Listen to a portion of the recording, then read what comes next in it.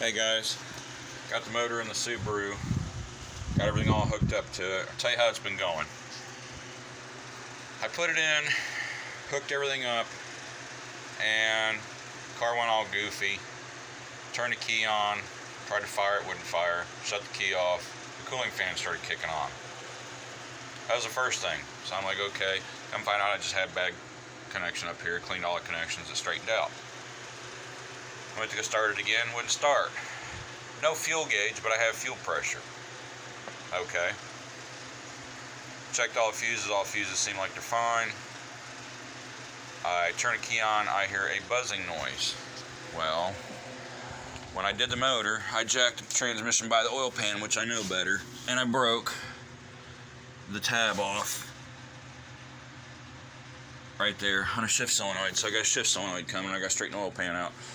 I wanted to show you guys a couple things about doing these engine swaps. Now this is a 2.5 out of a 2011 Outback XT. Has a variable valve lift right here, which as you can see, I'm not running that because I don't have the computer to run it, so I welded the rocker solid. So they're like the old ones are, where it's a 4-valve instead of a variable lift on one intake. So, like I was saying, I was trying to get it to fire up, wouldn't fire up. Found out that the crankshaft gear is different on 2011. Okay, I went ahead and pulled it all back apart, stuck it on, tried to fire it, wouldn't fire. So, I got to looking, and this is the gear off of my 2001 motor, 251. These are different for the pickup for the cam. The computer says the cam's timing's out. Well, yeah, because the gears are different. So I didn't realize that stuck back together, tried to fire it up, read it, and said the cam timing was out. Did my research like I should have done the first time around, found out this is different. So now I'm going to take this all back apart tonight, put this cam gear on it, make sure it's in time. No big deal. It's a little bit of a pain in the ass, but I can have that zipped out and zipped in no time. But I've got to wait until the shift solenoid comes in the next couple days. I get the transmission back together to where I can try to fire it. So hopefully that is the only other thing that's messing with me, because of course I thought crankshaft sensor was bad since I didn't switch them out. When I went and pulled it out, of course it broke off in the block like they all do, so that was fun to get that switched out. I wanted to show you guys, I have the heads over here. When I bought this car, the guy said, oh, I got the head gaskets and the timing belt's been done on it. So I'm like, cool, hell yeah, good deal on the car, I don't have to screw with it. Well, they did the head gasket on the driver's or passenger side. Head gasket on the driver's side hadn't been done, and it had been leaking oil out of these ports right there. Well, it finally blew that head gasket the other night on us. So I went ahead and pulled it all apart since I had this other motor, because I bought the other motor that's in there that had a blown head gasket for $150. So I figured, hell, that's cheap. It didn't have a crap load of mileage on it. I tore it apart. Bores looked great. Everything looked really good in it. So I'm like, hell yeah, slap a set of head gaskets on it, stick it in. So that's why I did that. I mean, I couldn't pass up the deal on it, but I wanted to show you guys these heads. Now, these heads have 202,000 miles on them. There's the valves. I ran E85 in it for the last about 20,000 miles. I want to show you guys how this looked. There we go. There's some light. If I can get this thing stop moving around. Nice and clean. Everybody says, oh, the E85 will damage this and damage that. There ain't a single thing wrong with this motor. Like I said, I've been running it for the last couple years with the E85 in it. And it's done fine. I mean, yeah, it drops mileage by what, 1 mile to a gallon. Whoop-de-doo, it ain't no big deal at all. But this is the motor that came out. And I'll show you guys this, what she looks like. She was wore out. It's if I can get better light on there. She was wore out.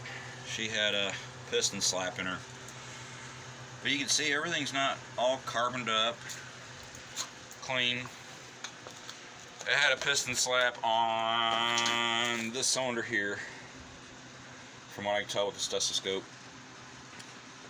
It ain't rocking around or anything crazy in here that I can see, but yeah, typical high mileage Subaru pistons. They just wear out their skirts. They're short skirted, so they get loose in the bore and they rattle. And it rattled for a long time, and it was a little annoying, but it rattled bad when it was cold. Once it warmed up, piston swelled up a little bit, it started to go away. You could faintly hear it.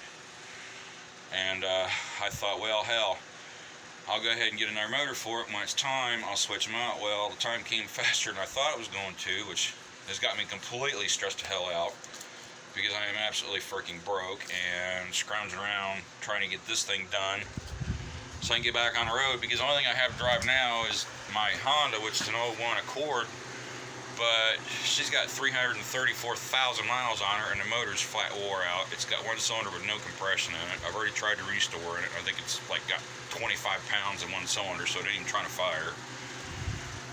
So I'm driving that nightmare around until I can get the Subaru going. But I wanted to show you guys what to look for. This crap right here screwed me up so bad. I'm so freaking irritated that I've got to take it apart now again and change the cam gear in it. And then I got to figure out why the gas gauge is reading empty. It ain't even kicking a light on to tell you it's empty. It's not reading anything. So I'm gonna have to figure that out once I can get it to fire up. Because like I said, I got fuel pressure. I checked all that. So it's just, it never ends. I got a daggone Mini I'm supposed to get in to put timing chain in for a friend of mine, and yeah, I don't have no damn room in here, so I got to get this thing out. My power will be here in a few days. Hopefully I can slap that tranny together, put new fluid in it and all that, change out this cam gear, and it'll fire and run. I'm hoping to God it does, because if it don't, I have to push it off to the side, and of course my tags are due in a couple months on everything, and it's like, do I get a tag for the Honda and drive the Honda hoopty around, which I'm probably gonna have to do if I don't get this thing running, which sucks. So, and my truck's historical, so I can't drive it right now because we're winter months, and they'll freaking hammer me on a ticket for that stupid crap.